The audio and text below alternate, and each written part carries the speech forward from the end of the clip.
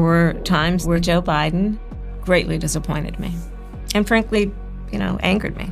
Like on the day of my debate with Trump, the stakes were so high and the president calls and he said to me, it just was so unnecessary. And you took something from that? That his motivation was all about himself. Do you think he wanted you to win the election? Madame Vice President, there's nothing you said I couldn't ask you. Because I have a lot to say. And so, Okay, so do you wish you hadn't ran? No, but I do regret that we did not have more time. And then the debate that came before with Biden and Trump, it was a car crash. I mean, this was clearly an individual that was very much struggling. He didn't want that debate. I could tell something was a little off. How'd you know? Well, I could start with this. And what about not going on Joe Rogan's show? I definitely regret that we didn't do it, but there was a lot of games being played. And then on that night when the election hasn't gone your way, what would I have seen if I was a fly on the wall in the room? I was in a state of shock. Like, I haven't felt anything similar to the emotion I felt that day, other than the grief I felt when my mother died. And I knew what was going to happen to our country. So I had a hard time reconciling that we can't still do something about it, because I grew up in an environment where everyone was fighting for justice and for equality. So I do think about how different it could have been, but sometimes the fight takes a while. Does that mean that you're going to run again?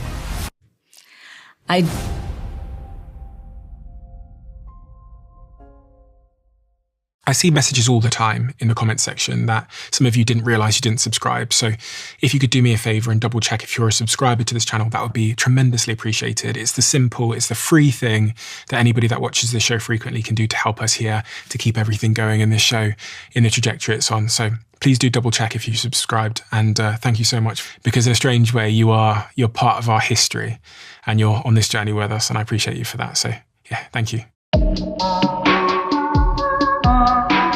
Madame Vice President, how are you doing? I am well. I mean, all things considered, I am well. My family is good health, so I start there. But otherwise, it's a troubling time. What are the full range of emotions? When you said all things considered, what's the full picture there? Everything from grateful and feeling very blessed to extremely troubled, disappointed, concerned of the state of our country and by extension the world. Like a lot of people who are watching the news and reading the news, there's a state of anxiety. What will happen next? I often have found myself saying to people, it may get worse before it gets better. And so the knowledge of that, perhaps the anticipation of that, I think keeps me and many others on edge. Do you believe that? Do you believe it could get worse before it gets better? I think it's very possible. Every day, because actually during the book tour, I've said it to audiences, and in one city, and then the next day something happens.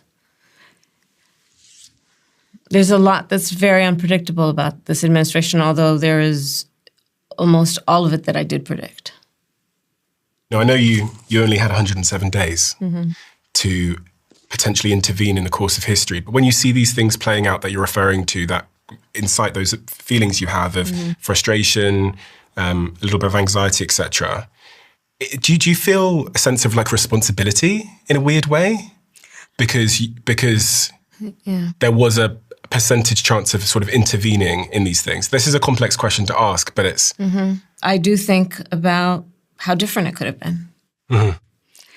I do think about it in the context of the number of people who are being impacted in such a horrible way. I think of it in terms of the number of people who are existing and living in utter fear right now, afraid of being attacked or afraid of being targeted with hate. Not much less misinformation. I do, and I know that the race that I ran for president of the United States, the outcome of that election is what has happened, and it would have been different. It would have been very different. I try not to allow myself to think too much this way. I will tell you that, because I, for better and worse, really do like to be centered on the present. So I want to understand the set of circumstances that created someone like you, because you're an anomaly. There's a lot of firsts that appear in your career.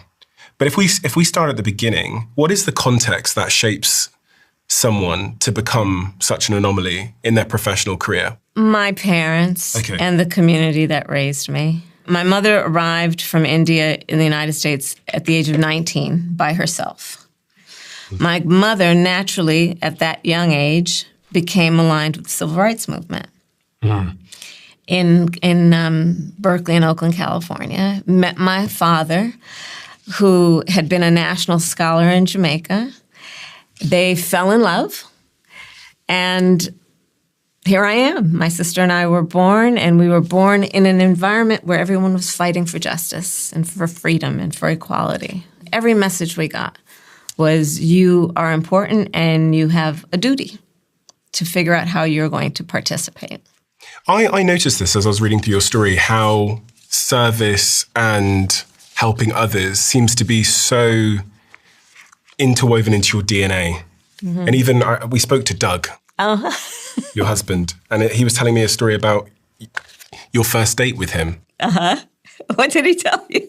Well, apparently you made a remark on that first date that you're here to help people and to serve people.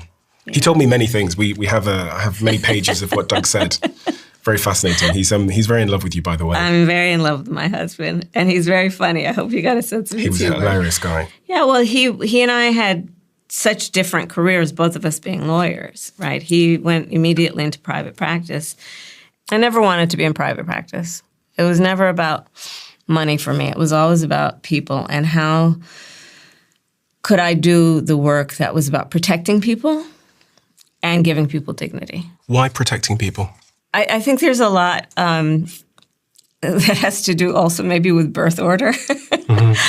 I'm the eldest. And from the age of 2 years old, my mother told me, take care of your sister. Look out for your sister. You've got all kinds of all stuff the pictures, there. yeah, and I've been through everything. Yeah, this is my sister Maya. That's you protecting her. And that's me protecting her. I grew up also, seeing my mother, who was a 5-foot-tall brown woman with an accent, would be treated. And she taught me this, my extended family taught me, but then I also witnessed the importance of making sure that all people, that their dignity is respected and protected. And because I have lived a life to see where that doesn't always happen. So you decide to focus on law in public practice. You have a phenomenal career from that point onwards. It's really remarkable what you're able to accomplish. And this is, I guess, where a lot of the firsts come in, because from the age of 24 to 51, you rise from Deputy District Attorney to California's Attorney General, becoming the first woman and first Black person to hold both roles. And you led major reforms in that time, including securing $25 billion in homeowner relief after the 2008 crisis, launching the Back on Track LA rehabilitation program, and making California the first state to mandate body cameras for justice agents, and much more. An incredible career up until that point. That could have been it. You could have bowed out at that point and celebrated but there's so much more to be done. There's so much more to be done. I think one of my strengths and weaknesses is I like to solve problems, but that means that I tend to, once a problem has been addressed, move on to the next one without maybe taking the time to pat myself on the back, because now it's time to move on to the next issue. During your career, you saw some horrific things. That's the nature of your job. You deal with the darkest parts of reality. The worst parts of human behavior and nature I've seen. Yeah, you're right. Give me some context there. What does that mean in reality? Well, for a while I specialized in child sexual assault, which is about the most horrendous of abuse and crime, which is an adult abusing a child. And those cases were so difficult for so many reasons. I mean, there's a couple that I remember in particular where the children were so young that they wouldn't be able to testify. One was an elementary school little girl. And I mean, I remember going into the bathroom of the courthouse and crying because I knew a jury would not have enough to convict. And, it broke my heart. I mean, and I have thought about that little girl, years and years and years later. But those cases, it's the worst of human behavior, which is we as a society should be in the business of protecting children and protecting their vulnerability so that they can thrive. But I've prosecuted homicide cases. I've prosecuted fraud cases. How does one deal with all of this stress and responsibility? And I'm not just referring to your time as Attorney General, but even thereafter with running for president and the ups and downs of that, the public feedback, the pressure, the responsibility of potentially running the free world, basically, and becoming the most powerful person on earth, and the ups, the downs, the attacks, the child abusers. How does one learn? Is there a framework you've built? Is there other ideas or principles that you've developed to deal with such pressure? Well, this may sound trite, but I work out every day. Yeah. I work out every morning, no matter how little sleep I've had. I just find it to be just mind, body, and soul. Have you changed over time? Oh, for sure, I've changed over time. The pressure has changed in magnitude. But the pressure that I feel in terms of my sense of personal responsibility has not changed. I put a lot of, I hold myself to a very high standard. And I tend to be a perfectionist, even though I am far from perfect. I mean, even during the 107 days, every night I would stay awake thinking, what more could I have done with that one day? 24-year-old Kamala Harris, who starts as that sort of, eventually becomes the deputy district attorney. If I sat her there, and you're sat there now as Madam Vice President, what would be the notable differences in personality, mentality, in perspective? Oh, that's interesting. Well, I mean, I don't know if that's changed, but she was fearless. She was fearless? She was fearless. She didn't hear, no, it can't be done. And whether it was the first case that I had and I was a young prosecutor and I was going through the files and it was a Friday evening and I realized that the person who had been arrested had young children at home, a woman, and all the courts were shutting down. And I went to the courtroom and I asked the judge, please take the bench again. She has young children. She can't stay in over the weekend. And the clerk was like, nope, he's gone for the day. He's leaving for the day. And I would not leave. And they called the case, but not hearing no. That has been probably a through line of my life. I don't rest easy with the idea that something is not possible. At least I don't rest easy with it without trying to show that it is possible. And that's probably not changed. I also have started to sit better with the idea that, but you can't change everyone. And how does that change your approach, knowing that you can't change everybody? I'm better able to assess a situation to figure out what is the potential there. Okay, yeah. And be perhaps a bit more realistic without being, I think, jaded about it. Yeah. And I guess that's wisdom and experiences. Yeah, it comes with, I think, a bit of experience. Which allows you to be more efficient and effective. And that's right. Yeah. That's exactly right. That's exactly right. Because that is how I reconcile it, which is the effort is better placed somewhere else. Yeah. Yeah. And at what point in this journey did you realize that you wanted to be president of the United States? Like, was there a lunch or a dinner you had with Doug? When does that decision get made in your career? It was when I was in the Senate. Yeah. I ran into a friend who came up. Doug and I were at basically a family table in a local restaurant eating. And he said to me, "You should run for president." And it had not occurred to me until then. It had not occurred to me to run for president. There are people who are born thinking they're going to be president. There are people who look in the mirror every day and see a president. I was not one of those people. But then the thought, it kind of germinated. And then, of course, being vice president and doing the work of vice president of the United States, I met with over 150 world leaders, presidents, prime ministers, chancellors, and kings. I've negotiated very important deals and issues on behalf of the American people. I've spent countless hours, not only in the Oval Office, but the Situation Room and traveling around the world.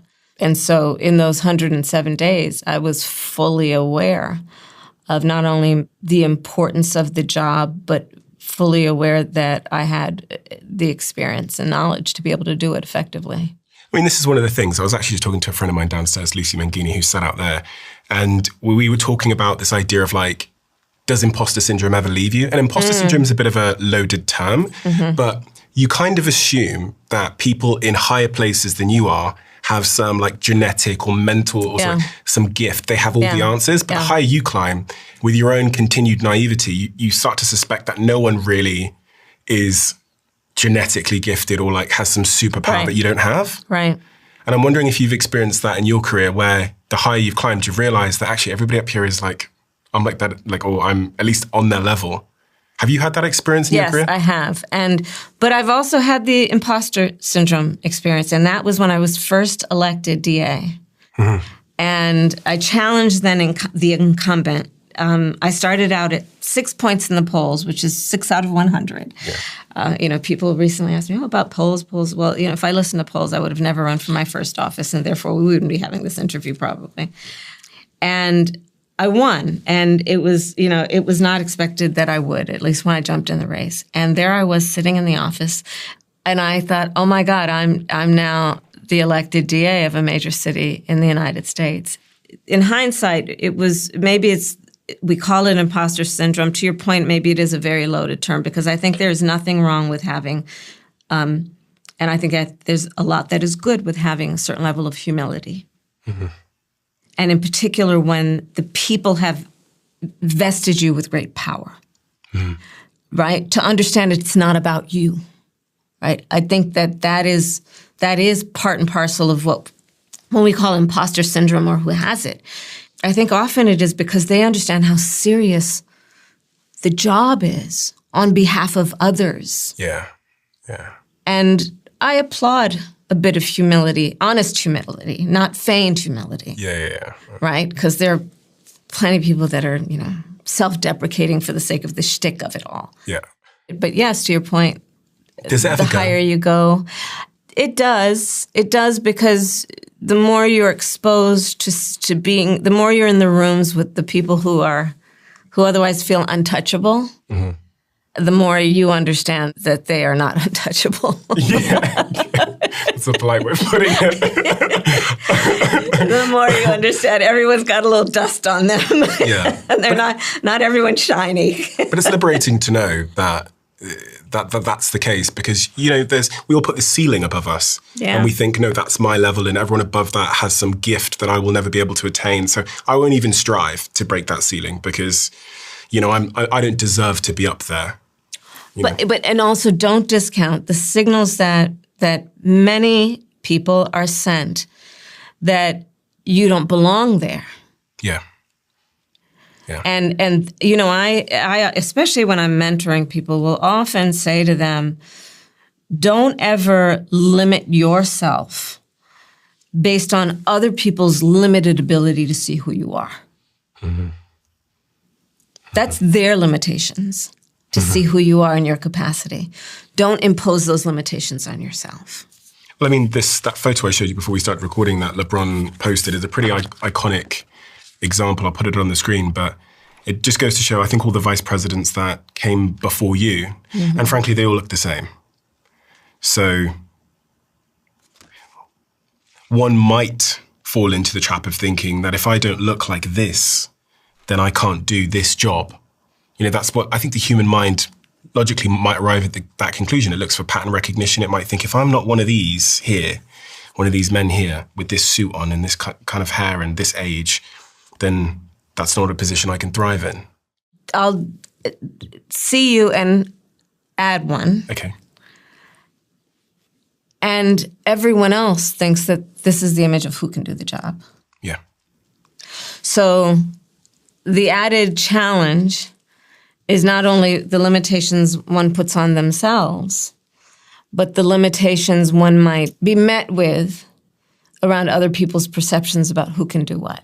And have you had that through your career? Yes.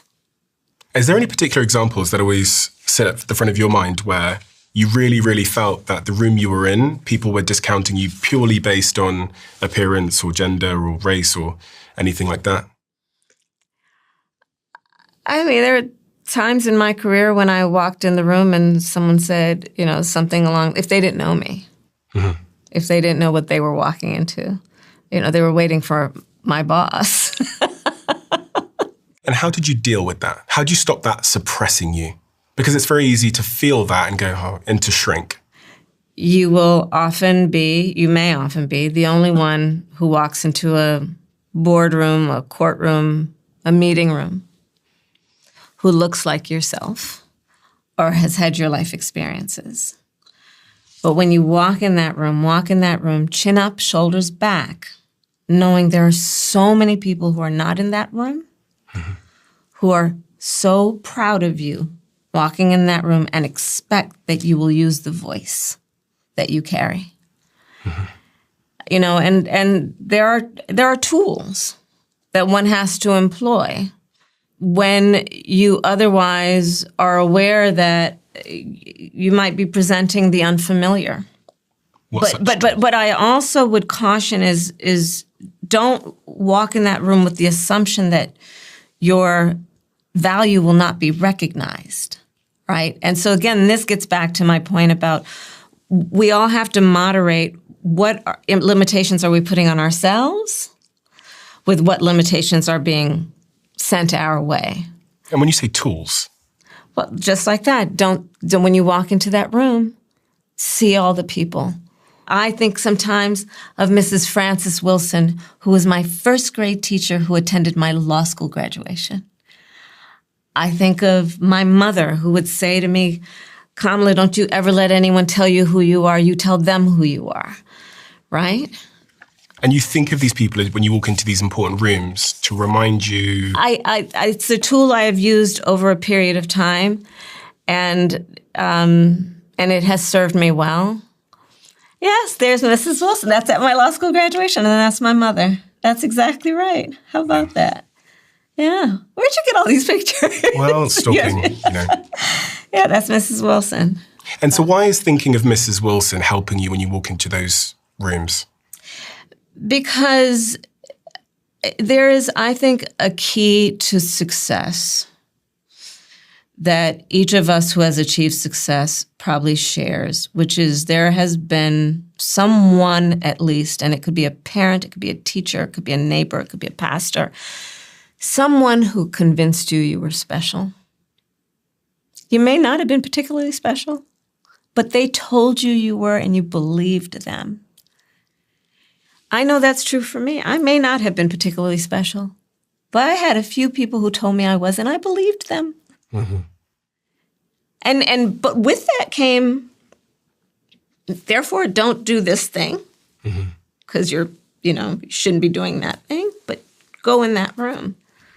I think, when we talk about mentorship, when we think about the signals that we as a society send to children, and I mean all of our children, our own children, the children of a community, which we should think of as our children, to send them signals that tell them they are special, and then back that up with giving them the resources.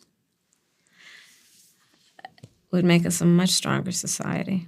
As you said that, I was reflecting on little passing comments people in my life made at certain points that at the time I was suspicious about, like, you know, them telling you that you're going to be special or do something great one day, that I might have not fully believed myself, but I believe they believed it. Right. And that was enough for me. But that's what I'm saying. Yeah. They told me and I believed them. I didn't think of it, and maybe that's why I don't look in the mirror and see all these things. But yes. Have you got any tools around how you've learned to hold yourself, thinking back to 24-year-old Kamala versus this Kamala? Is there a certain way you hold yourself in those rooms that also garners that respect? I notice when you speak, you don't rush. And I think people that are younger in their career, they tend to yeah, right, because they're kind of almost trying to excuse the amount of time they're taking, and they kind of are a bit more. I'm just wondering if there's any tools in that regard that have helped. It's important to have some sense of conceptually what you mean to say. And not that you have to rehearse what you're going to speak before you speak it, but do have a sense of what you intend to communicate. And I think it's also important to, especially with complex issues in the context of a discussion, deconstruct in your mind what the issue is so you can speak logically. And what about appearance generally? Do you think much about that? So do you think much about, because you look your outfit's stunning today. You're very Does it matter? Sadly, it does. It does. I mean, depending on context. Sadly, it does. We are still, I think, in a world where the way you appear when you walk in the room impacts first impressions, including just, for example, again, even in mentoring people will look at their watch or their phone to see if you've walked in the room on time. And will judge something about your character. The piece of how you look that is going to suggest the pride that one has in themselves as a matter of self-respect. I mean, I grew up in the Black church. You dress up. And it's a reflection of your dignity and the respect you have for the place that you may be. And in January 2019, you launched your presidential campaign for the first time, which was up until you dropped out later that year in December. Correct. Why did you drop out of that presidential race? What's the full context behind the scenes? There was a lot there. Mostly, we ran out of money. Yeah. But I learned a lot of lessons, obviously, about running. But that was the main reason. And at some point, you get a call from Mr. President. I got a call from then Democratic nominee, Joe Biden. We FaceTimed. It was during the height of COVID. Yeah. And he asked me to be his running mate. And it was a great honor, and I was honored to do it. Did you have any inclination before that moment that he was going to ask you? Had there been like a side conversation? So, no, I had an interview. And it was like something out of a spy movie where I had my assistant drove me to one location. This was in D.C. And then it was a mall. And then I got out of that car to get in another car that was, because the press were watching everything to see there was a short list that was out, who was going to be. So we had to do this whole clandestine thing. And then I got into another car being driven by one of his assistants. And then we went to this, this very circuitous route to a house. And then through the back door, the windows were closed, the shades were closed. And I had my interview. Went back because Doug and I were in our apartment in D.C. because I was senator at the time. And again, height of COVID. Then the press vans were parked out front. And we would just want to go for a walk. Remember during COVID, everyone just wanted to get some fresh air. They must have thought we couldn't see them. They were like in unmarked vans. So from time to time, I just walked up to them and say, "Look, we're going to get some coffee. Can I bring you anything back? We'll be right back," right? The day I actually got the call from Joe Biden asking me to run with him was the same day earlier where one of my girlfriends has a house in Virginia, and it was the end of summer, and she had all these beautiful end of summer tomatoes. I like to cook. She brought me this big box of tomatoes, and I was going to make a bunch of marinara and freeze it. Then I get the call from him. I said yes, of course. And I don't know, it felt like within seconds, a parade of people walk into our apartment with a parade of binders, sit down, everyone's in masks, to tell us, okay, this is what the campaign is going to be. And because I hate to waste food, every one of them walked out with me handing them tomatoes as they left. I'm so intrigued to know, I've done many interviews in my life. I've been in a couple of interviews myself. How does someone get interviewed to be the vice president? Like, what are the questions one is asked? Well, having been in the position of both being the interviewer and the interviewee, it really, as much as anything, comes down to chemistry. Oh, okay. Because by the time that that interview is happening, it's usually narrowed down to about 3 people.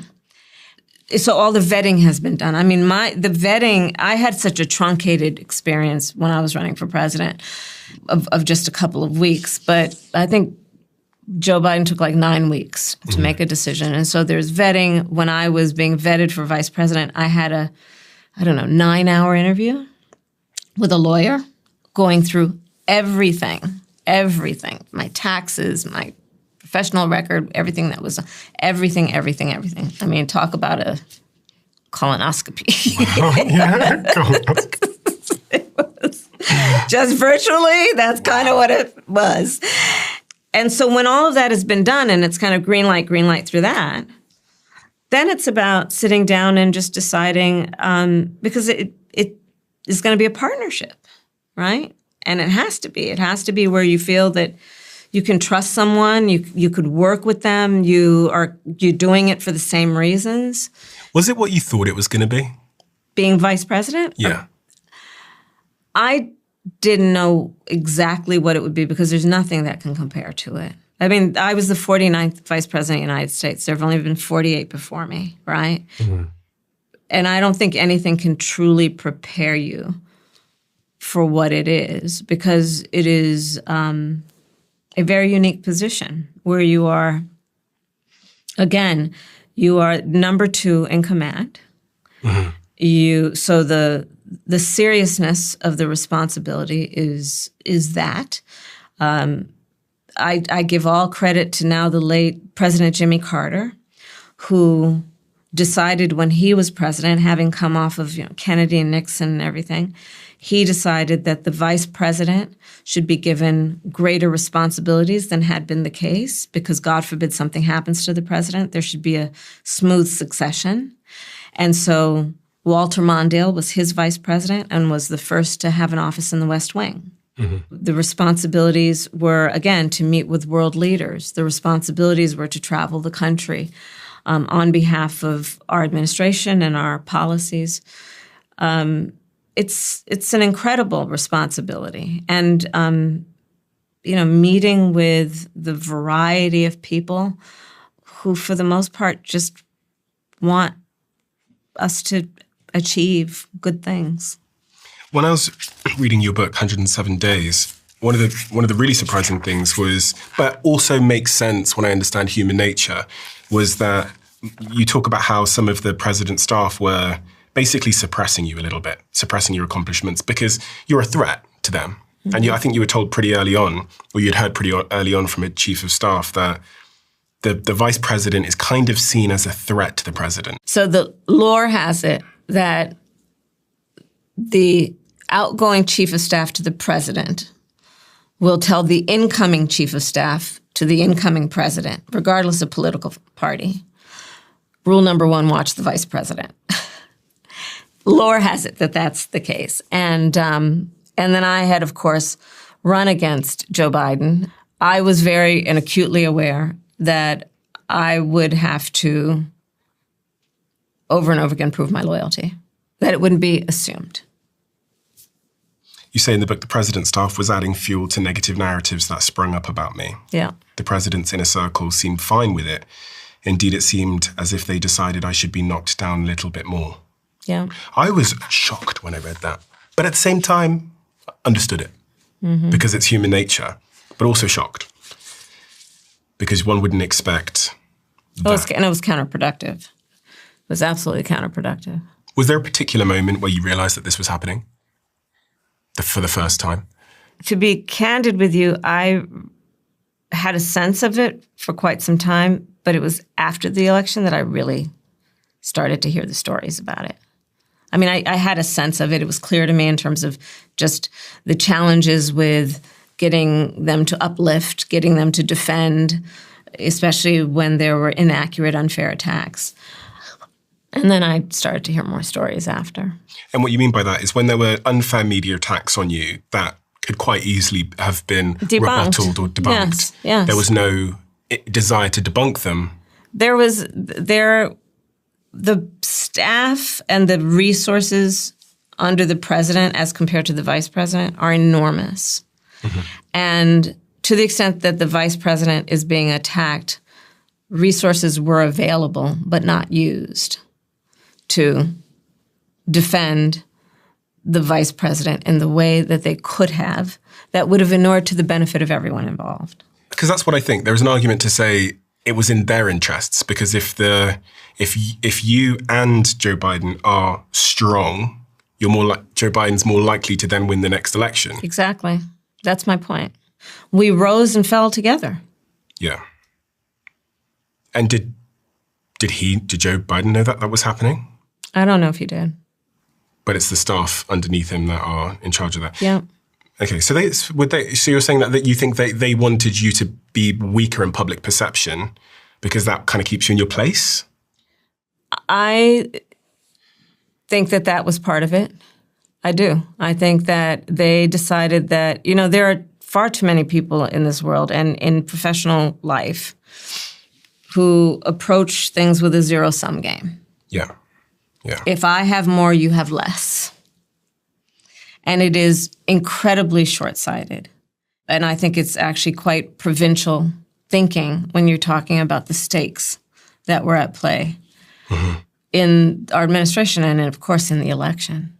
And you talk about in the book as well on page 47 of 107 Days that they also didn't promote your accomplishments. Because when I read through all the research of the things that you had accomplished, I wasn't aware. I know. There doesn't seem to be a megaphone shouting about the things you accomplished. So it's very frustrating. I can't even tell you. Frustrating and painful. Really? And also not just for me, but for the people who knew my career and knew what was not being said and what was being said. What wasn't being said? The accomplishments, the credibility of my leadership. They thought that, you say this on page 51, if you were shining, then Joe Biden was dimmed. So it was very much in their interests to make sure you were dimmed.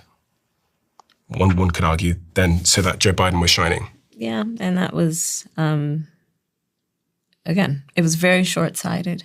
Are you friends with Joe Biden? Yes. Is the relationship good? It's a good relationship. I just talked to him 2 days ago. He called me for my birthday. Is it complicated? Yes, it's very complicated. It is. And as I write in the book, it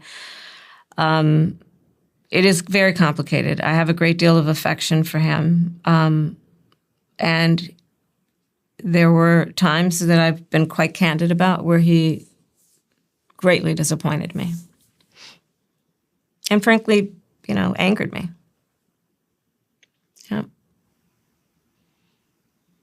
Can you give me context on that, where he disappointed and angered you?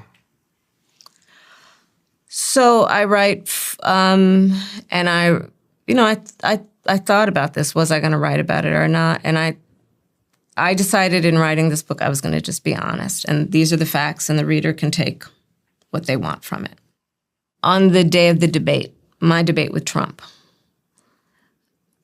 and, so going into a presidential debate is an incredibly intense and intensive project including what has historically happened that we even call debate camp.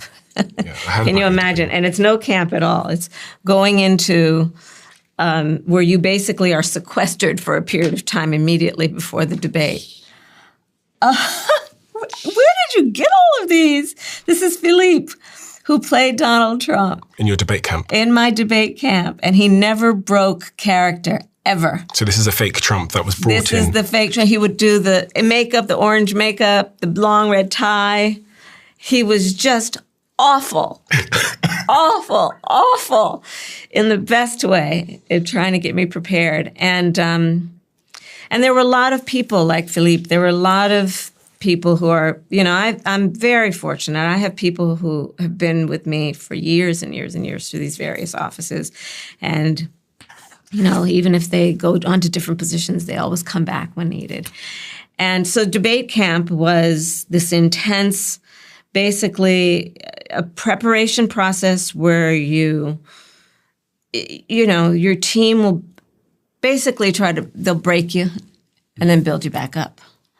So the day of the debate was after that intense period of preparation. And then that morning I had a meeting with my team. I thought it was going to be more prep, but they actually were wonderful and just basically said to me, "You're ready." So, okay, then being a woman running for president and many women in various high-level positions get their hair and makeup done. Mm-hmm. Back to your point about presentation. And it can take hours. Hair and makeup got done. I'm in the hotel room with Doug, with my husband. And the president calls. And I was told that he wanted to call me so that I'd be ready. And I was so sure it was to buck me up and go get him. And he did say that for the first beat. And then he went on to talk about a group of people in Pennsylvania who were saying bad things about me because they heard I was saying bad things about him. And when I hung up the phone, it was unbelievable. And I was angry and deeply disappointed. It was so unnecessary. There are only two people in the world other than me that has debated this guy, Hillary Clinton and him. And you know what it's like. It's going into a debate with the stakes being that high and Trump hadn't agreed to another debate. The stakes were so high. So that's an example of what I mean. You took something from that. You took an underlying message about one's intentions from that, because I would. If someone called me in the lead up to debate prep and said something like that to me, I would assume that they don't want the best for me. My takeaway is his motivation was all about himself. That's what I would assume from that. Yeah. I would assume that. Yeah, right. Obviously, right. Yeah. It wasn't about my performance at the debate. Do you think he wanted you to win the election? I do, because I was the only one who would be able to preserve his legacy. But even that's about him. Well, if I had to assume one of the reasons why he'd want me to win.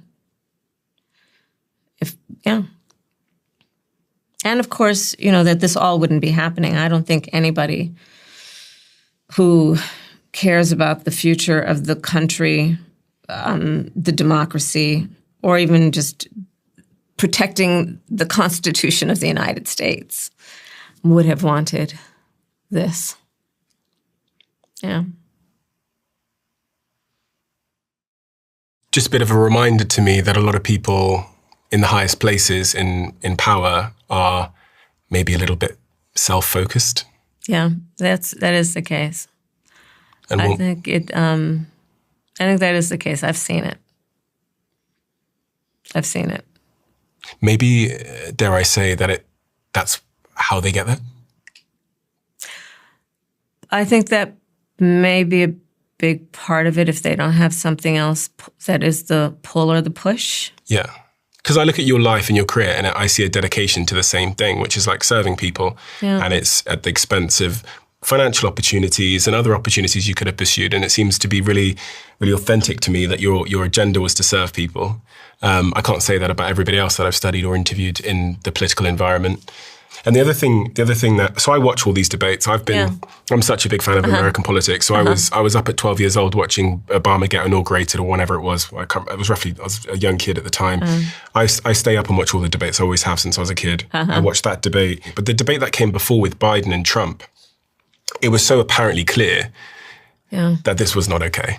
Yeah. And it felt like the whole of the Democratic side of politics was pretending everything was okay. Mm-hmm. That's kind of my observation from the UK. I was like, why are they all pretending everything's fine? But this was clearly an individual that was very much struggling with articulation, with ideas. Yeah. And in the face of someone like Trump, who, to his credit, is able to pounce on that, to be very quick. And he interestingly enough, because of course I watched that debate very closely for many, many reasons, including I had 4 interviews right after his debate. Okay. To speak on behalf of the president during the debate. And what was interesting in that debate was also to watch how it's a very rare circumstance that you see Donald Trump actually moderate. It was fascinating. You must have known. You sat there. You were in LA at the time, right? I was in LA at the Fairmont Hotel. Watching. And what was going on? Taking vigorous notes. I had ordered, like they had a little crudité plate, and I was like, no, this is a pizza night. I ordered pizza for everyone. I had a number of people with me, but I had a tight group of people with me in the room. He called me from debate camp. Mm-hmm. The president did, Biden did, and I could tell something was a little off. And I was concerned about, I don't think he wanted to debate, is my point. He didn't want that debate. And, it's like any competition you go in, whether it's you're bidding for something, if it's sports, you got to want it, right? If you don't want to be in the competition, it will absolutely have an impact on your performance. And I'm pretty sure he did not want to debate. How'd you know? What were the signs? Well, we had conversations about it.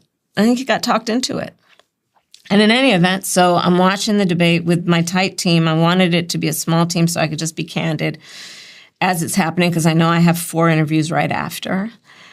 And, in every debate, I don't care who you are, there will be a statistic wrong, or, you name this country, but it was that country. That always happens. There's no such thing as a perfect debate. So there will be something to clean up. Yeah. And I expected that. And then, we saw what we all saw. It was a car crash. It was a historic car crash. I actually can't think of I'm a little bit of a historian of these debates because I think they're fascinating sort of experiments and demonstrations of human psychology and how these zingers emerge and the binders full of women thing and, the Obama's whole thing about the Romney and Obama in that debate where they talked about the military was no longer horses and bayonets. I just think it's so interesting because it's funny how a sentence or a phrase can sway the general public in such a profound way. And stick. Yeah. And then, as a marketer, I spent 10 years in marketing. I think about this a lot, how like that horses and bayonets, the fact that I can remember that, but I can't really remember anything else. Right. That's interesting. The power of the word. So that, in my view. And the delivery, right? So it's the words combined with the delivery and the timing. Yeah. And this is what you learn, right? That all has to coincide. So what was your strategy going into that debate with Trump? Because you had those same moments where the cats and the dogs and all that unbelievable stuff. And also at home I was thinking, oh, she's trying to trigger him and it's working. Yeah, because he's so predictable that way. What were those things for you? Well, the first thing is that we had empty pads on our podium. And in the debate camp, and then therefore when I walked on stage after I shook his hand and went back to my podium, I wrote a smiley face. And because I just decided I was going to have fun. Because one of the things about these kinds of debates in particular is the person who's having fun wins. That's so true. We watched it back the other day, and you're did? smiling, and you look like you're enjoying it, and he looks frustrated. Yeah. So that was intentional, if you look like you're having fun. Well, have fun, but though not just look, because I think it's very difficult to look like you're having fun if you're not, right? Yeah. Okay. So you've got to find, this is true for life. You got to see the humor in it. Otherwise, it's just going to undo you, especially if you're dealing with heavy stuff. You've got to see the humor in it. And, like when he pulled out the cats and dogs thing, I couldn't even believe it. I couldn't, because here's what happened. So I didn't know that this was being said, right? Let's give context for anyone that doesn't know. Okay, yes, right. Well, so from what I understand, it's faint in my memory, but there was this like crazy rumor that I think it was illegal immigrants were eating cats and dogs. That Haitian immigrants, regardless of their legal status, in Ohio, were eating their pets, cats and dogs. Yeah. So I hadn't even heard about it because I'm in debate camp, right? And then 2 members of my team see him get off his Trump plane with the main purveyor of this nonsense. And then they realize if she's on the plane with him, it is very possible last thing he heard was this thing.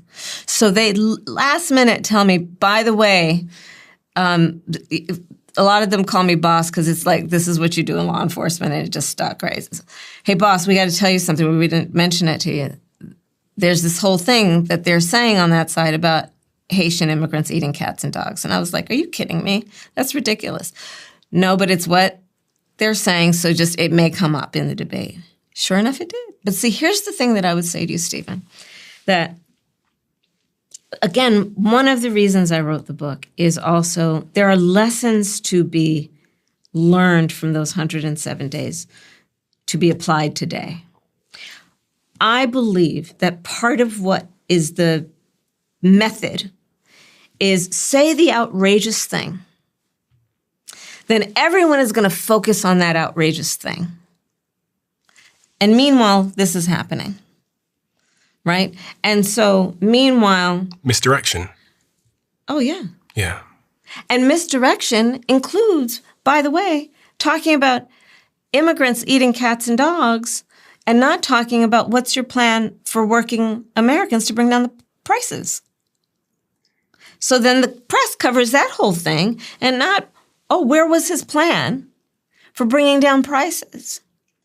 Here's what I've come to learn in the last sort of 10 years working in marketing is I have this particular chapter in my last book where I say useless absurdity will define you more as a brand than useful practicality. And what I mean by this... Right, that's beautifully said. ...is this is the analogy I give.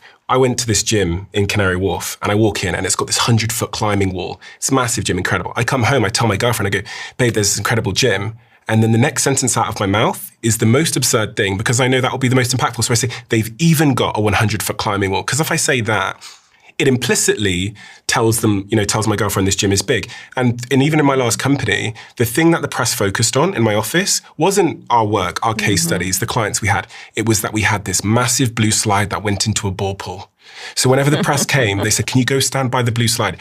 It was all about this blue slide. Right. The most absurd thing garners all the attention. And I actually think that's really good. Trump's strategy is he leads with... That's exactly right. He's a master labeler, Sleepy Joe. You can't... He is very gifted. Don't discount the guy in terms of that. How do you beat someone playing that game?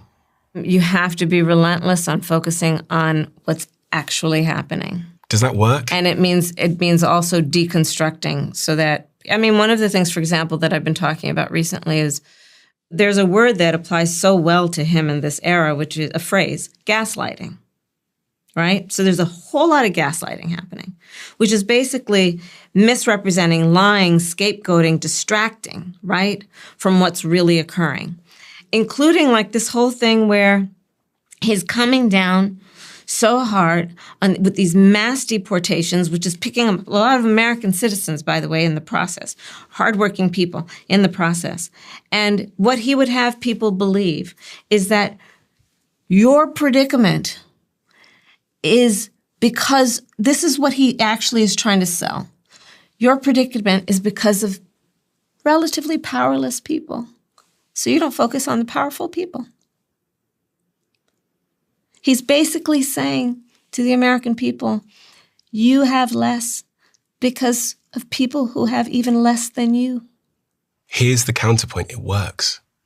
Yes, evidently.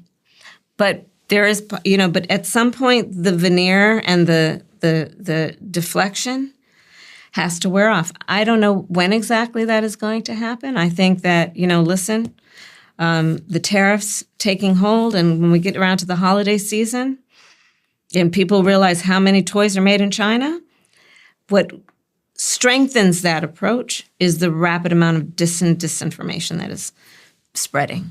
It's so much, and it just spreads like wildfire. And trying to stay in front of that with fact, much less, to your point, practical messaging and logic, it is a real challenge. It's funny because I sit here a lot with neuroscientists and psychologists who tell me about how the brain works, and they, at a simple level, they talk about these two parts of the brain, which is like the rational prefrontal cortex and then the emotional center, like the limbic system, the amygdala. Yeah. And they always tell me that the most memorable, the part of the brain that holds memories the easiest and the best and that garners the most attention is the emotional center of the brain, the amygdala. So if I say that these people, these brown people are coming over and they're rapists and murderers, it's much more emotionally captivating than you telling me about like statistics on how America recovered faster than any so-called wealthy country economically from the pandemic. Yeah, I'll forget that within 10 seconds of you just saying it. I know. But the rapists and murderers thing, I know. Like my objective sense goes that, well, no, come on, this is not the problem. But there's part of me that remembers that. And that's even as someone who I think is relatively informed on the reality of the situation. I remember I think it was Dr. Tali Sharrett, she's a neuroscientist. So she understands that vaccines don't give kids autism. Yeah. But she recalls this time in the election many years ago. Circumcision doesn't either. Right? Yeah. That's right. She recalls, I think it was Ben Carlson or someone talking about the science, and then the camera pans to Trump, and Trump is saying, recounting a story where a child who was this big, 3-year-old, beautiful child. And they came up to her with a needle this big. And they gave her the vaccine and she got autism.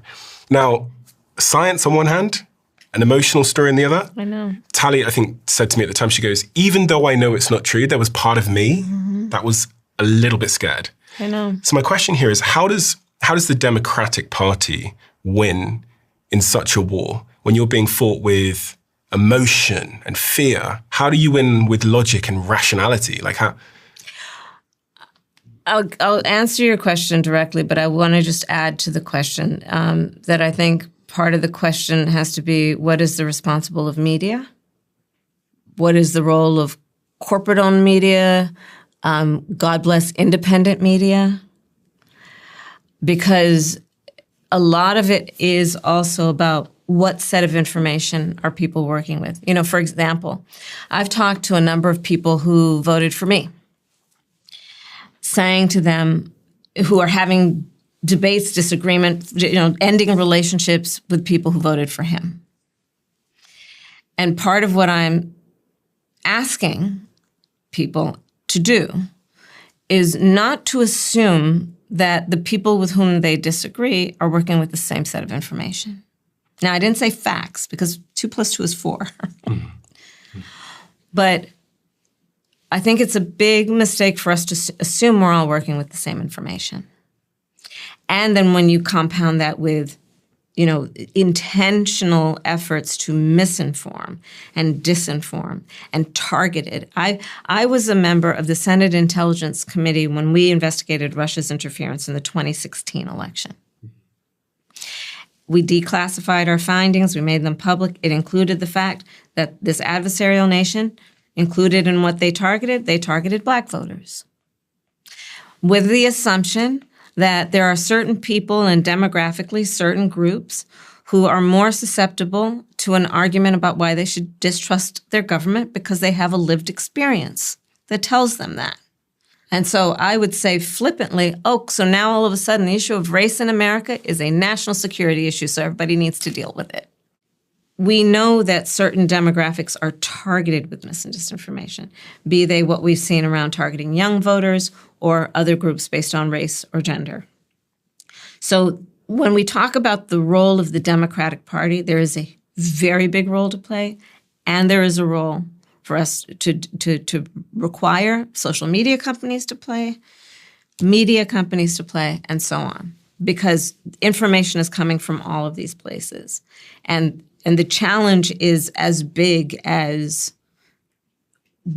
are we all working with facts? We have a team at my company, Flight Story, called FlightX, and their primary responsibility is innovating across our business so that we can save time, money, be better at what we do. And one of the recent challenges I've set to the team FlightX is to find ways to save our company more time. And in that conversation, Fiverr Pro, who are a sponsor of this podcast, came up. Fiverr Pro, if you don't know, is like a strategic lever we pull. It's a marketplace of experts across 750 different categories, every single one of them hand-vetted for quality. And they have enterprise-grade reliability. And because I'm quite curious about what's possible with something like Fiverr Pro, we're going to go one step further. And over the next few weeks, we're running an experiment with Fiverr Pro to see just how much time we can save and how much we can unlock using their talent to accelerate our business. So let's see how it goes. And in the meantime, if you're looking for A-player talent to give your team time back, head to fiverr.com/diary and get 10% off your first order when you use my code DIARY. A word you said there piqued my interest, which is the word independent media. Yes. I am independent media. Bless you. And I'm in a group of my peers, like the big podcasters in the world, like Joe Rogan, etc., and Alex Cooper, I know whose show you went on as part of your campaign. The media landscape is changing before our eyes. Rapidly. You're sat in a set now. You're the Madam Vice President. You're sat in effectively my kitchen. My old kitchen where they started, you know. And that's crazy. Like 20 years ago, the thought that you'd come to my kitchen is such a crazy thing. But it's in part now because of the democratization of these platforms and creating the content is much cheaper. And we have distribution now across these big platforms. Many would say that it changed the course of the election, podcasting. Not just the podcast you did or didn't go on, but just the conversations that take place on these podcasts. And as I have to say, you know, as podcasters, we don't have the same rigor as traditional journalists, who I respect a lot. We don't have the same teams and real-time fact, all those kinds of things. Podcasting, there was lots of conversation around you going on Joe Rogan's show or not going on Joe Rogan's show. Which I write about. What is the truth there for anyone that hasn't yet read the book? Because Trump did like 100 million views on Joe Rogan's show. And in 3 hours sat there getting to know Trump. And for better or for worse, you probably walked away from that conversation feeling like you knew who he was. I wanted to do Joe Rogan's show. And there was a lot of games being played. But I wanted to do Joe Rogan's show. I think podcasting is a very powerful medium for people to get information. And to your point, a lot of people, that is a main source of information. And it's important for us to support that. Joe says you wanted him to come to you, which is very un-Joe-like in terms of he doesn't really travel. In hindsight, do you wish you'd gone and done the show for 3 hours at his studio? In hindsight, really, it just would be what were we giving up? I wanted to do his show, and a lot of people advised me not to do his show because they assumed, as it turned out to be correct, that he was supporting Trump and that it would not be a productive piece for me. But just like when I went on Fox News with Bret Baier, my perspective was they may have their bias, but there are people that listen who are open-minded, and I'm going to go there and give them a chance to get to know me and give me a chance to make my case to them. So that was my perspective on Joe Rogan, just like it was my perspective on Fox. There was a lot of games being played around the scheduling, and it didn't happen. And, you know, I don't have anything against, certainly not against the people who turn on to Joe Rogan and would love to be able to talk with him in a direct manner, as I wanted to during the campaign. Do you, in hindsight, wish you'd just put your foot down and said, I'm going to go do it? I don't know if it would have made a difference. But yeah, no, I wanted to do it. So let me just say that, right? So I wanted to do it, and it would have been great to do, and I think it would have been helpful to do. Yeah, I think so. So it's just, I mean, the issue, it was really about what's the trade-off in terms of votes and where I spend my time. Do I spend my time traveling for 5 hours and back versus being for that period of time in a swing state? Mm-hmm. And that was the trade-off. I guess it goes to the point. So it wasn't about I don't want to do Joe Rogan, or believe me, at that point in a campaign, it's not about, oh, is somebody coming to me or me going to them? I could care less about that. Pride is not associated with it. It is more about. It is literally about return on investment. Okay, and this goes to our point about efficiency earlier. Yeah, exactly right. There's only one candidate. Mm. So where am I spending my time to get the greatest return on the investment? If I was in charge of your campaign, mm-hmm. I would have 100% put you in that environment. And even when I look at the trade-off, in part because mm-hmm. someone like me, and I consider myself to be like genuinely really objective. Yeah. And my friends know me as being not just objective on camera, but objective in my personal life. Yeah. I would have, when you see a certain environment present someone in a certain way, you really, like the thing that can burst that bubble is seeing that person go into that environment. And like when I saw you on Fox News, I watched that interview as well. Yeah. I actually think it strengthens your supporters, and actually those independents who are in that space too can get a feel for you. So I would have loved to see it. And I actually think, I hope in this next election cycle, when is it, 2028? Mm-hmm. I really would love to see both sides going to both sides. And I actually think that's happening now, mm-hmm. going into those environments. I do also tend to think that Joe would have been fair. Mm-hmm. Well, that's why I wanted to do it. I had to assume that was possible. Mm. And either way, he's very popular. I would have loved to watch that interaction. I regret that we didn't do it. I definitely regret that we didn't do it. And listen, I have been doing my work long enough that for me, I've never had the luxury of saying, I don't want to go into uncomfortable situations. Mm-hmm, mm-hmm. You would need to have a different profession. PR people can sometimes fuck things up for other people, I think. I think in the new world, there's this new requirement to be more like a glass box and less like a black box. I think in 20 years ago, the whole strategy of businesses and brands and CEOs, executives, mm-hmm. was to basically be black boxes where the PR team paints the perception on the outside. Mm-hmm. And in this digital world where it's like the media and platforms are distributed, and all of my employees here have cameras on them at all times. Yeah. The defense is like transparency, because I'm not going to let you craft my narrative. Mm-hmm. You're going to see it. That's why I wrote the book. Exactly. History is going to write about those 107 days, and I'm not going to let that piece of American history be written without my voice being present. Are you going to run again? Because I looked at the polls. I looked at the polls, and you're leading for the Democratic side. And there isn't really a clear Democratic candidate. I interviewed Gavin Newsom as well, but when I look at the polls, you're still leading. Yeah. You don't know. I don't know, honestly. I feel like you know in your heart. What do I know in my heart? I feel like you know if you're going to run in your heart, or if you have a calling or a feeling to run. Is something germinating? I'm focused on the book tour sincerely. Yeah. And part of how I'm feeling right now, part of the reason I didn't run for governor of California, I really don't want to be transactional right now. I don't want to be present because I'm asking for a vote. Okay, yeah.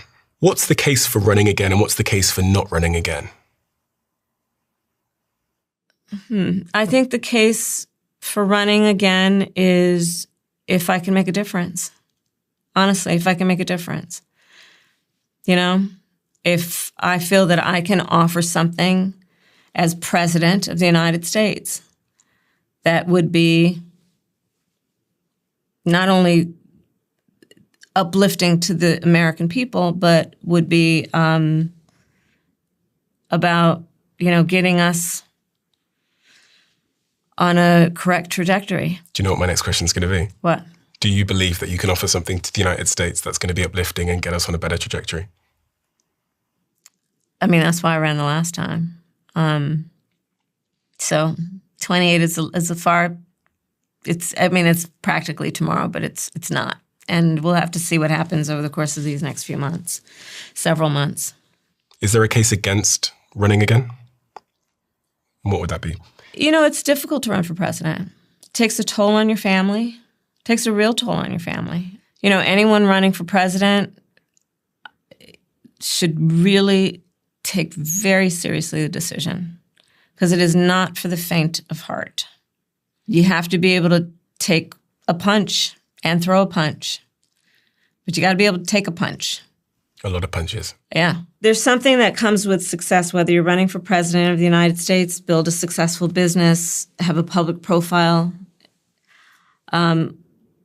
which is among the difficult aspects of it. And there are so many positive aspects, but among the difficult aspects is putting yourself out there in a way that you invariably will be in a position, hopefully not with a lot of people, but where you will be misunderstood.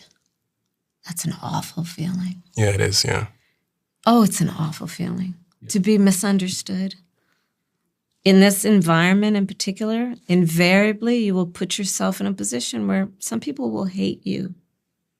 It's awful. They don't know you, but they'll hate you.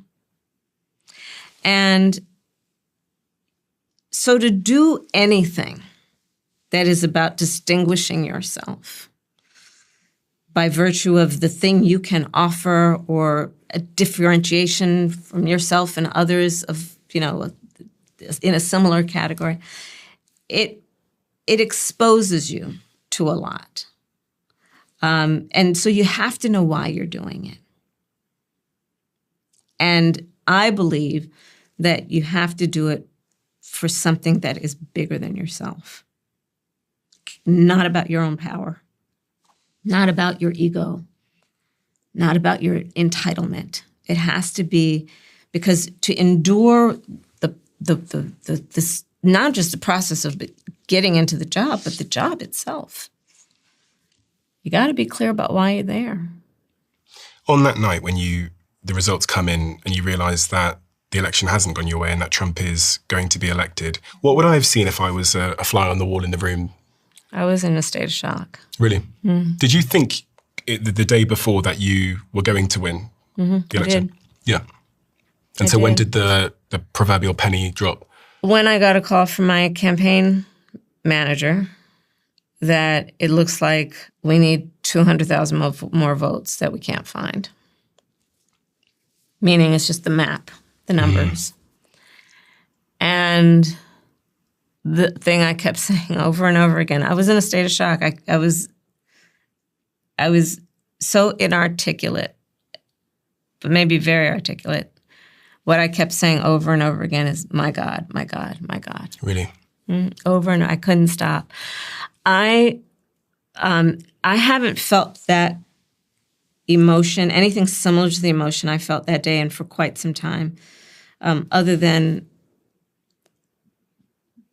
the grief I felt when my mother died. I knew what was going to happen to our country. I knew the harm that was going to happen to people. And I knew it. I knew what was going to happen. It's not about winning versus losing. I knew the consequence of the outcome of that election. And that pained me so. I can still see the pain in your face. Oh, it's awful. It's awful. You look at what's happening. It's awful. Right now, the man is building a ballroom for a bunch of his rich friends while millions and millions of people are about to lose their health coverage in terms of being able to afford premiums for their health care. You look at the weaponization of the Department of Justice against political enemies, how titans of industry are so afraid that the capitulation that we're seeing across the board, whether it be universities, law firms, media companies, what's happening around gutting the Department of Education, lunch programs for low-income children, IEPs, individual education placement for special needs kids. Recently, I'm hearing the stories from mothers in particular whose children have special needs and they can't get an IEP. These are babies, the children who are most in need, their parents who are struggling. If you know a parent who has a special needs child, what that means to their life emotionally, physically, financially, and we're not even giving them assistance with their educational program for their children. Meanwhile, you're building a gilded ballroom. So the harm, it's extraordinary. All those working people, the tariffs, what this is meaning for people. He made a promise that on day one he was going to bring down prices. And prices are higher for groceries, inflation is higher, unemployment is higher. And by the way, Stephen, it must be said, the failure of the Democratic Party will be, going forward, to overlook the fact that it is bigger than this one guy. It is not just about this one person who occupies the Oval Office. We are witnessing what is the swift implementation, a high-velocity event that is the swift implementation of a plan that has been decades in the making. The strategy for dealing with this moment has to include having some historical perspective on how we got here. That Project 2025 didn't just fall out of the sky. The idea of going after public education, that's not new. The Federalist Society, the Heritage Foundation, the gerrymandering of districts, the packing the court, this stuff, this is about an agenda that is not going to begin and end with one person. And the destruction is profound. There are, however, a small group of people who have access to the power and are close to the power who are doing quite well. The rest, you look what's going to happen in terms of working people. Again, as an objective observer, the Democratic Party needs to take responsibility for, because the US operates as this sort of two-party system, right, where it's kind of like this person versus this person, left versus right. Right. The left lost. They played it wrong. From the Democrats' perspective, they're paying the price of losing the game of chess. And so I think about the Democratic Party and, they can point at the consequences of losing that game, but I feel like the Democratic Party needs to get their shit together so that they don't lose the game again. I agree. And that's the personal responsibility point, which is like, how do you stop yourself from finding yourself in a situation where at the last minute, Joe Biden is pulled out with 100 days to go and no one mentioned it. I mean, you say in the book that you at the time thought of it as grace. You talk about this on page 46. You say you thought it was grace to not basically mention that there was a problem and grace not to tell Joe Biden to pull out earlier. Yeah. But actually in hindsight, you now think it was probably reckless not to tell him to pull out. On my part, yeah. So what is that to you? What does the Democratic Party need to do to? First of all, if I had done it over, again, part of the reflection, we had the infrastructure deal. We had the CHIPS Act. So we're building back up America's infrastructure. It's 150 years old. CHIPS is about manufacturing chips, U.S. manufacturing, both incredibly important. If I had to do it over again, I would have first gone with our family policy. That was about extension of the child tax credit, affordable childcare, paid family leave. We needed to deal with the immediate issues affecting the American people. In fact, that's why I ran for the 107 days on those issues, including having Medicare cover, for example, for people in the sandwich generation who are taking care of young children and older parents, Medicare cover home health care, right? Mm-hmm. Why I offered for small businesses that they would get a $50,000 tax credit because nobody can, for startup small businesses, because nobody can start up a small business on a $5,000 tax credit, right? So, do you think the left is somewhat seen as the enemy of entrepreneurship? I think I think there is that perception. I don't know if that is the case in reality, but I think we have some work to do. Yeah. I talk about in the book, for example, I think it was a mistake to not invite Elon Musk when we had, and I'm no fan of his, but I admire his work as an innovator and as you know, what he has done in terms of American manufacturing of electric vehicles. We should have had him at the White House when we had all the other American electric vehicle manufacturers, right? I think this is part of the problem. When I read that, I was really happy to read that because you can disagree with someone in part, but still have the nuance to be able to acknowledge this part's good. But if you just shut them out because of one thing, then you really drive division.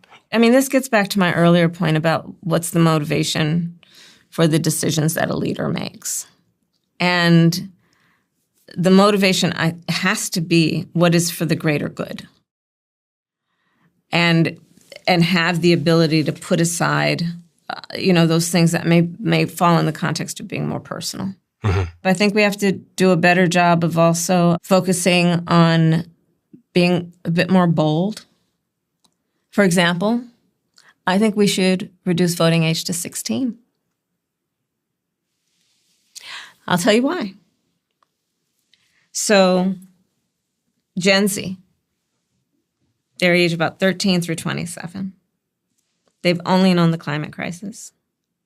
They missed substantial parts of their education because of the pandemic. If they're in high school or college, especially in college, it is very likely that whatever they've chosen as their major for study may not result in an affordable wage. They've coined the term climate anxiety to describe fear of not only being able to buy a home, but that fear will be wiped out by extreme weather, but fear of having children. It is expected that Gen Z will have 10 to 12 jobs in their lifetime. They are a larger number than boomers. They're a specific generation of people who are going to impact our nation and the world. And I think we must invest in them, but I think that they are rightly impatient with a lot of what is the tradition of leadership right now. And if they were able to vote because they know everything that's happening right now is going to impact them more than anybody older than them for the most part in terms of how these systems work. If they're voting right now at 16 and up, they're going to be talking about the importance of climate. They're going to be talking about the importance of figuring out how AI is going to affect the future of the workforce. They're going to be focused on what are we really doing about affordable housing.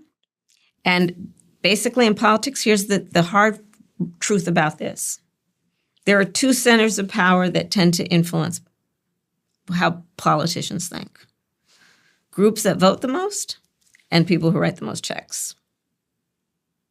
And I'm going to go every day with the people, and thinking about how do we strengthen people actually going to the polls and voting. Back to my point, in 2024, 1/3 of the electorate didn't vote. Let's focus on why.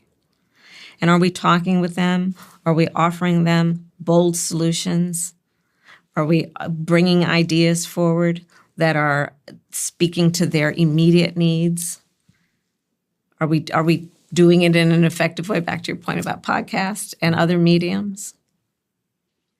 If you run again, do you think you'll go into those more right-leaning environments, media environments? Would you go on, I'm not saying Joe's right-wing, but would you go on Joe's show? Oh, certainly. I would go on Joe's show if I'm not running. I have a lot to say. Do you know when you'll make a decision? Like, what's the time frame for someone? I don't know. I mean, I don't know. I obviously, at some point, will need to make the decision. I haven't thought about the timeline. Probably in the next year. I mean, November of 28. Primaries would be in June. And since that day when Trump won the election and you were sat there saying, oh God, under your breath, how has the balance of that decision shifted over time? Has the conviction grown from that moment? If I had asked you in that moment when you were saying, oh God, under your breath, would you have said never again? And today, are you more on the side of potentially? That's a great question. I think, well, I could start with this. I think my family would have said never again. I think that as time has gone by, and people have had a chance, including myself, to kind of sit with it, reflect on it. Writing the book was very cathartic. Being away from it in terms of space and time, it has a way of mitigating the pain of what that process was. Just like grief. Yeah. Use the word grief to describe that feeling. So you get to acceptance at some point. And yeah, that's a really good point. Yeah, you're right. That's right. And you get to process it in a way that also is about what's my role to play and what could I have done differently as a way to help guide future decisions, whatever that be. I've built companies from scratch and backed many more. And there's a blind spot that I keep seeing in early stage founders. They spend very little time thinking about HR. And it's not because they're reckless or they don't care. It's because they're obsessed with building their companies. And I can't fault them for that. At that stage, you're thinking about the product, how to attract new customers, how to grow your team, really how to survive. And HR slips down the list because it doesn't feel urgent. But sooner or later, it is. And when things get messy, tools like our sponsor today, JustWorks, go from being a nice to have to being a necessity. Something goes sideways and you find yourself having conversations you did not see coming. This is when you learn that HR really is the infrastructure of your company, and without it, things wobble. And JustWorks stops you learning this the hard way. It takes care of the stuff that would otherwise drain your energy and your time, automating payroll, health insurance benefits, and it gives your team human support at any hour. It grows with your small business from startup through to growth, even when you start hiring team members abroad. So if you want HR support that's there through the exciting times and the challenging times, head to justworks.com now. That's justworks.com. Right, guys, gonna go get Steve. The guest is here. Ready? Come in. Oh my God, Steve! What? What are you doing? This is the Bond Charge face mask. It's good for blemishes, wrinkles, clears up the skin. It's red light. Have you not used it before? No. I've tried this before. It's really, really good. It shines red light on your face, which helps increase and boost collagen production. I actually found it out because of the missus. Seen her wearing it, she terrified me a couple of nights in a row. I thought it was to scare people with, but actually it's really, really good for your skin. So they are a sponsor of the podcast, and I've been using it every day for about 1.5 years now. You're glowing. Wow, Steve, I'm your skin glowing, looks great. Yes, and Bond Charge ships worldwide with easy returns and a year-long warranty on all of their products. So visit bondcharge.com/diary for 25% off on any product site-wide. But you have to order through that link. That's bondcharge.com/diary with code DIARY. you talked about being bold. Is that also in communication? Because as I've seen you on this book tour, it seems your communication has become increasingly more bold. I've seen you get up a couple of times and start shouting a little bit at certain things that pissed you off and being a bit more unfiltered. And I think, funnily, polish is actually detrimental. That's what I love about podcasting. It's so unpolished. Like I sit here in my fucking socks and your team no pretense. There's no pretense. There's nothing you said I couldn't ask you at all. Right. I was wondering if you've noticed that in yourself and if you think that's important. Right. Like, am I just like, fuck it?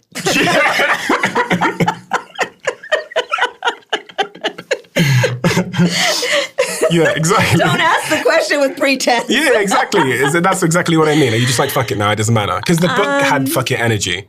Yeah, I think there is that energy in the book. But just like, here's part of it that I, in writing it and now, this is how I feel about it. In so many ways, I've been in the belly of the beast. And I feel that the consequence of an election for president of the United States impacts billions of people around the world.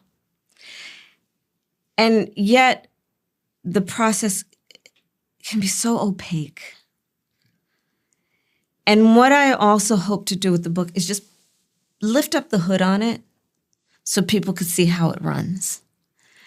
And in a way that if it's for a journalist, if it's for a high school student, if it's for someone's grandmother, to confirm or enlighten around what people think it is in a way that they can see themselves in their own power, you know? Mm-hmm.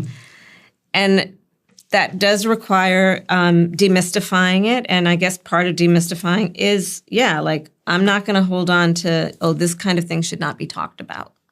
Do you regret running with only 107 days notice? Do you wish you hadn't ran? No, I don't regret running. I wish we had more time. I truly wish we had more time. Truly wish we had more time. I don't regret running. Had you known the outcome, would you have still ran? Probably, because, one of the things that happened, and to this day, men and women, girls and boys come up to me and say there was something about that campaign that excited something in them. I can't tell you the number of people who have come up to me and said, I decided to run for office because you ran.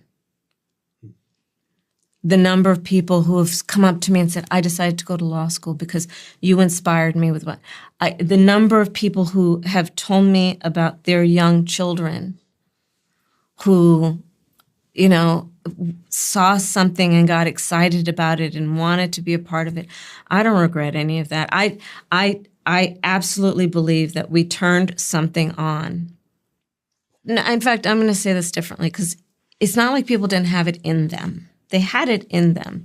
But there was something that those 107 days did to welcome, to invite, to grow the optimism and, dare I say, the joy that people do carry with them.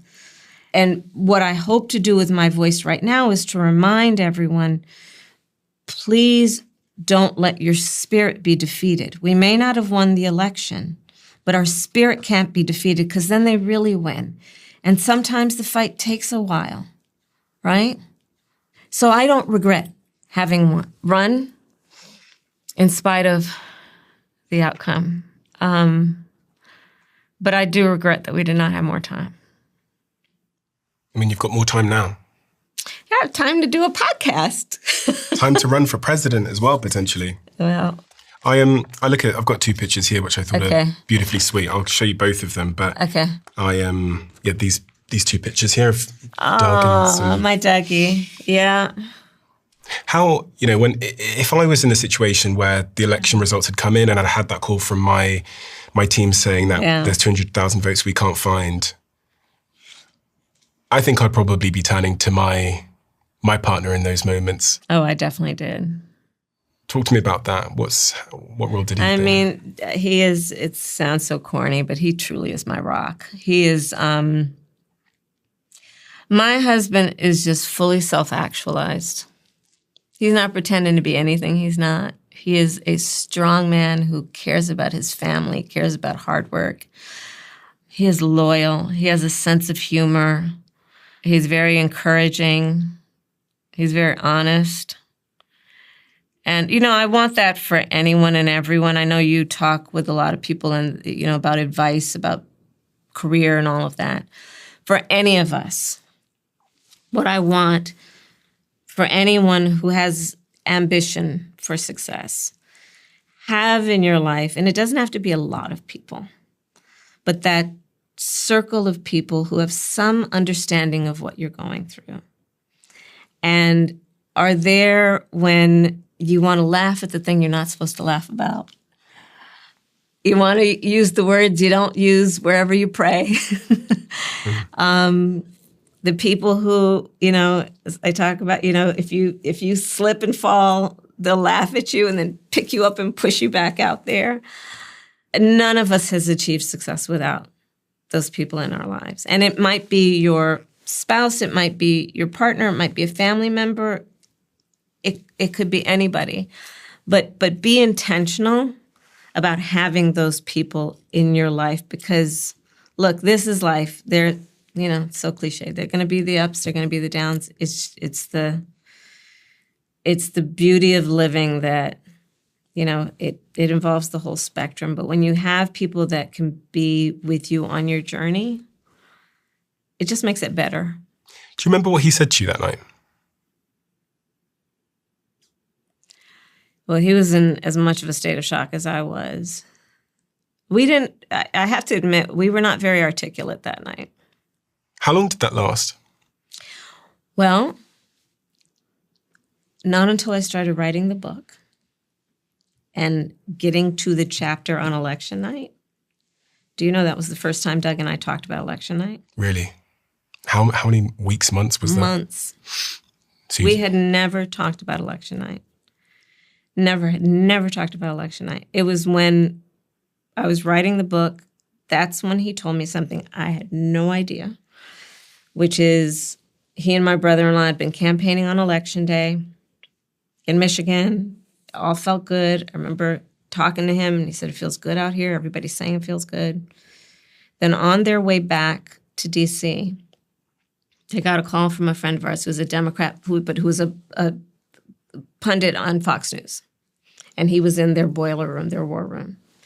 And he calls Doug and my brother-in-law, Tony, to say, what are you guys hearing? Because what I'm hearing concerns me.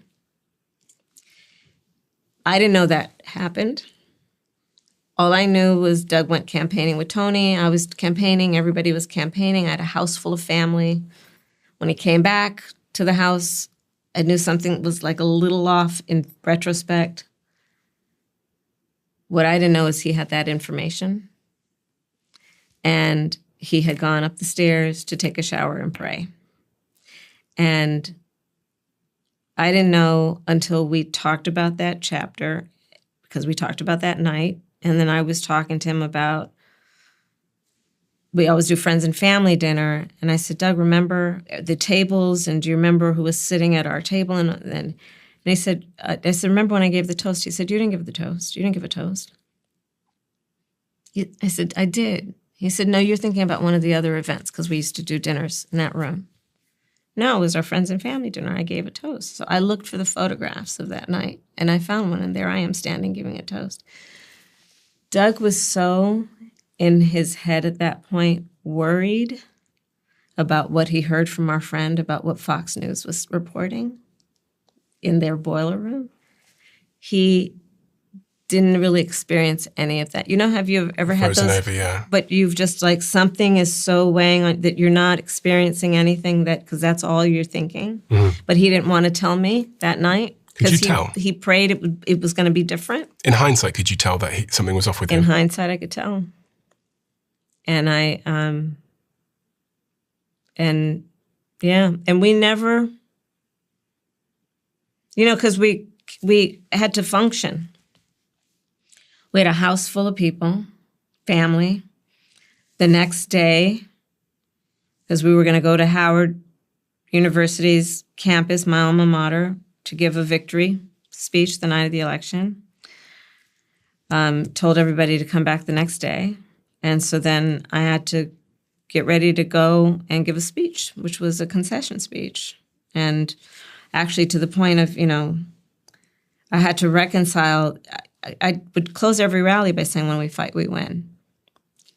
And it was not as simplistic as, well, you win some, you lose some. And I was trying to figure out how do I, especially for all those young people, how do I help them reconcile that? And on the way to giving the speech, I wrote into the speech, well, sometimes the fight takes a while. But when we got to Howard, we were in the, green room, and our family was there. So this is how awful I am. I'm looking, everybody's crying, and I just looked at them and I was like, we are not having a pity party. We are not having a pity party. And I was just on function, and then it was, I had we had a trip planned to Hawaii for vacation from many, many months ago, and there was an emergency happening in the world, and so I couldn't go, and we couldn't go. And we forgot that we actually, because we had paid to rent this house. And my team, being so great, they're like, why don't we see if we can get you to go to that house now? Mm-hmm. And as I reflected on it, it wasn't a vacation. It was like the oxygen mask just dropped and we put it on and went to Hawaii. And some friends of ours met us there. And we were like zombies, for a while. It was a very difficult thing to process. Is that depression? Probably. I mean, it's there is the thing about one, about, going, and then all of a sudden, so there is that, which is just your body is physically used to this thing that all of a sudden stops. And I've had that happen every time I've run and win, even, right? They call it gold medal depression. Yeah, right. Even when you win the gold medal, people get depressed because... Yeah, because you've been functioning the whole time in a very competitive nature, and it's fight or flight, and it's adrenaline, surging. And then there is the piece that is about, it lasted for days, which is almost they talk about when people lose a limb, there's the ghost or the phantom. Phantom limb, yeah. Right, the phantom limb. And I had a hard time reconciling we can't still do something about it. I knew. It's just like I knew I was going through the stages of grief. I knew. So that's good to be able to put a label on something, but it doesn't mean that you don't otherwise experience it. You weren't helpless at that point yet. I wasn't. I was just like, there's something, there must be something I can do. Do you reflect on, I know your mother passed away when you were in your early 40s. I think she was 70 years old roughly, and she was colon cancer. She was just her birthday was December 7th. She died February 11th. She was just 2 months into being 70. Is her spirit and her presence still with you in these moments? And do you reflect on what she'd be thinking of all this? Very much, all the time. I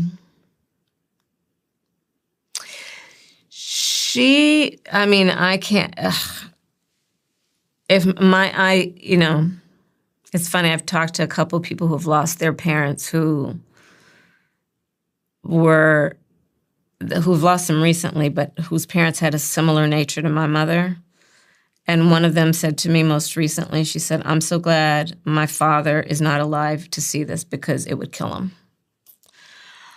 I was just talking to somebody recently who just said that. My mother would be...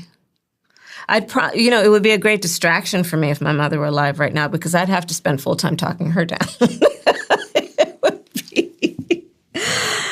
when I talked about that safe space. Mm-hmm. So early on when I was running for DA, this is when I realized I need to have that core group of that safe space. And I thought my mother would be a perfect person to be in it. And I realized that was a huge mistake on my part, because my mother wanted to kill everybody. And then I'd have to spend full time talking her down instead of dealing with how I needed to address a situation. So that's my mother's nature. We used to call her Mommy. That's Mommy's nature. But she'd be so proud. Oh, she would be proud. She'd be very proud. Oh my God. So she passed just before my election as Attorney General. And I took care of her when she was sick. And we were, this was one of those days, and there were weeks where she needed to be in the hospital. And so I was with her in the hospital. She's in the bed, and I was in the chair sitting next to her. And so I'm here and she's here, and she was just kind of resting. And she said to me, "How's the campaign going?" And I'm sitting here. I said, "Well, Mommy," and this is truth. I said, "Well, Mommy, they said they're going to kick my ass." My mother turned over and looked at me and smiled. Swear to God. She didn't say anything. She smiled. Yeah, let them try. That was my mother. Yeah. You miss her? Oh, all the time. Yeah. All the time. But it's here's the thing about life. One of the things that I've learned. It's just like having the things that can be, it's the duality. The things that can be a great blessing and have a huge impact, when it's not there, it feels like a huge loss. it's like you asked earlier, would you have done it differently then? Would we ever say, because we've experienced the loss of someone we love, that we would not have loved? Never. Right? Never. Yeah. Thank you so much. Thank you. We do have a closing tradition, but I think we're out of time. I'm going to ask you anyway, fuck it. Okay, tell me. The closing tradition is the last guest leaves a question for the next guest, not knowing who they're leaving it for. And the question left for you is, if there was a moment in the last 10 years you would do differently, what would it be and why? Oh. I mean, this is quite... Wasn't that the whole interview? Yeah. Read my book. Okay, we'll leave it at that. Read the book. 107 Days, Kamala Harris. It's an incredible book because it's so unbelievably honest and it's so unbelievably human, and it lets you see behind a curtain one does not usually get to see behind, which is extremely, extremely rare, but extremely illuminating and valuable. Your career is one that has inspired me tremendously because you've broken down walls, broken through ceilings, and continue to do that. And if anyone takes the time to read your book or look through the story of your life, it is irrefutable that your agenda is to serve people. Thank you so much for giving me your time today. Thank you. I'm very, very touched by that. Thank you. Thank you.